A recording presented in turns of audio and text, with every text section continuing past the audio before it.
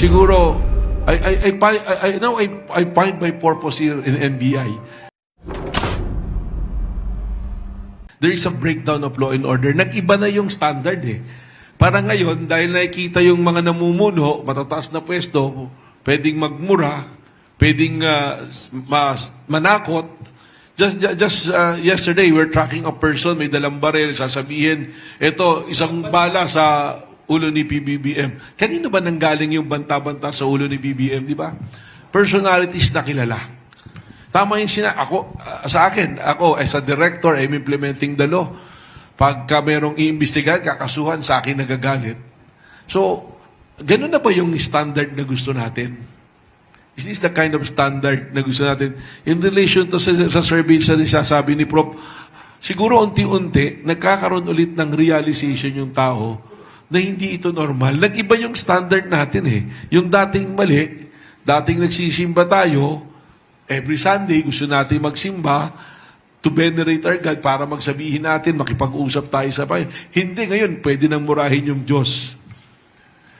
And it's sending a wrong message na yung nangyari lang nitong nakarang linggo, anong salita ng mga ibang senador? Senador kami, hindi dapat kami ganito. For me, that is wrong. Kasi feudal masyado eh.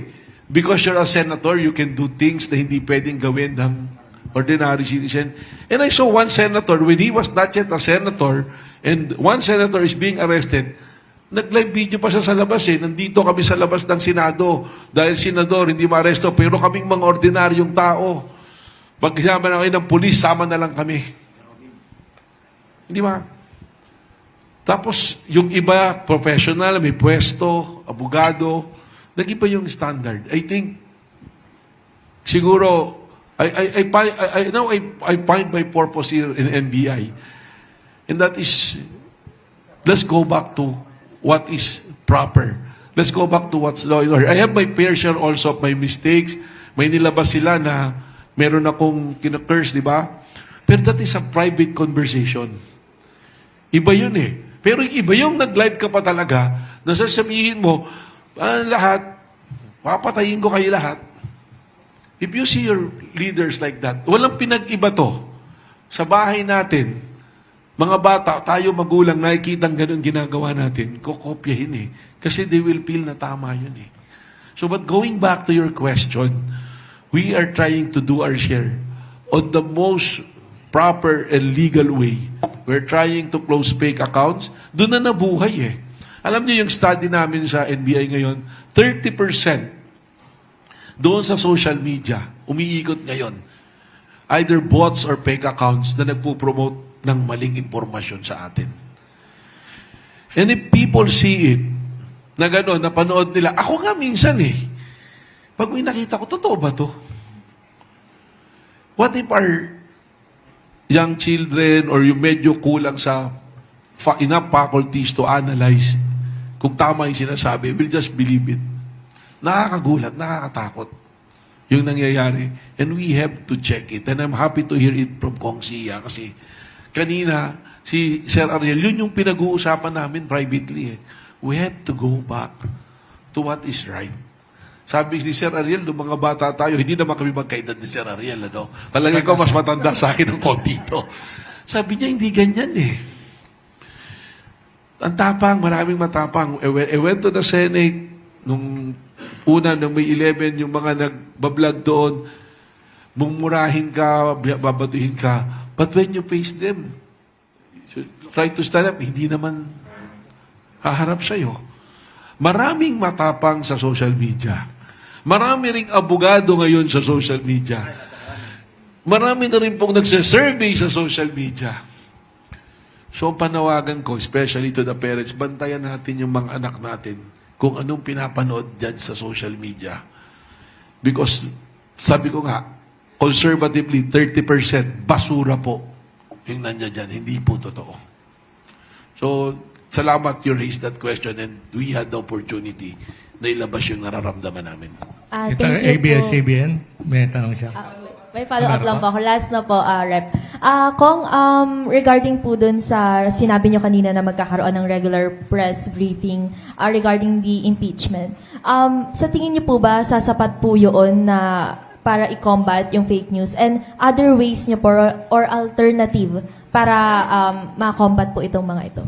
To be honest with you, I think that's one way of combating, but it will not definitely equate the degree and the volume of fake news that we are seeing on social media. That's why pinapanawagan ko po ito, and this is a plea to the whole country. Ito pong impeachment na to, lahat po tayo stakeholders dito. Karapatan po nating malaman ang katotohanan at obligasyon po nating bilang Pilipino na naniniwala na ating sandigan ay ang konstitusyon na magbahagi at makilahok at tingnan kung ano yung mga hindi tama at maling impormasyon at gawin po nating obligasyon ito na tayo po mismo from our own end na i-correct po ito at sabihin mali. Kasi ang tumatayo po dito ang konstitusyon, ang pagiging Pilipino natin. At yung accountability mechanism ng konstitusyon na dapat hindi yan masira, dapat hindi marupok, dapat ang pinaninindigan niya yung tiwala ng taong bayan. So I'm appealing to all civil society organizations, all sectors of our society, that the impeachment trial, let's help and support each other to preserve and protect the sanctity of the impeachment trial, of the impeachment court. And by doing and by providing our services to protect, from our very little means, our ways, to protect the sanctity, is first to combat malinformation, disinformation, and misinformation. Kasi pag nanalo po ang tama, at pag nanalo po ang mali, ang una-una pong biktima ay ang katotohanan. Okay, Alison ko po, ABS-CBN. NBI Director Matibag, one question lang, no? In the possibility that ICC would issue additional arrest warrants for other co-perpetrators, sir, is the NBI undertaking preparations? Are we gonna follow the same process po as Senator Bato de la Rosa? Well, we have established protocol in serving the warrant, no? It doesn't matter who he is or who he are. Kung ano man yung krimen niya, basta't may warrant, meron talaga kaming protocol na. So kung may lumabas na additional warrant of arrest, we are always ready to enforce and to serve the warrant. So, that's the reason why also we don't want to discuss yung kung paano lumabas, paano pumunta, because we don't want to na ma-preempt tayo ng mga personalities na maaaring may issue at panawaran. Because we understand, we have information that there are several na may issue at panawaran ng ICC. Marami na naglabas eh. Nakikita natin. No, I don't think that will be necessary. No? Kasi kita naman eh. Pero meron na ako nakita mga nagpo-post and even nga sa Mindanao, nagulat ako ha. Mga bata, pinopost yung poster ni Senator Bato as wanted. Carlo ng DCBB. Director, pwede pong paki-elaborate yung usapin po ng armed and dangerous si Senador De La Rosa. At naging kapansin-pansin din nung madaling araw ng yung sa Senado na mangyari yung putukan.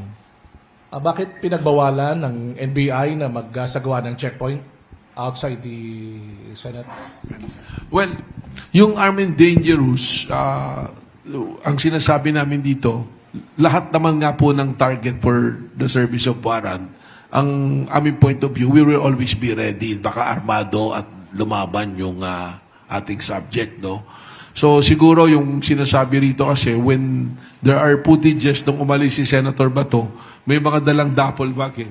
So there is a suspicion na baka mga baril yun, no? Pero as a matter of protocol po ng NBI, sa lahat naman, we are always ready to serve warrant and our team is always prepared kung sakali po na merong insidente na lalaban po sila. As regards dun sa checkpoint, actually, nung May 13, wala naman po kaming established checkpoints. Ang NBI, we were just invited requested by GSIS to help them to secure the premises.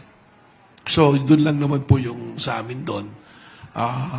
Tapos, yung checkpoint, I think, is being undertaken by the PNP, no? Ano po?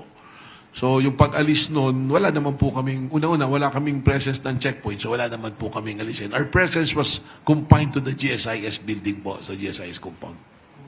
Director, meron na bang rekomendasyon para alisin yung visa ng mga parent o license with LTAC ni Senator De La Rosa? I think that should be undertaken by the Department of Justice and the PNP. Ano po?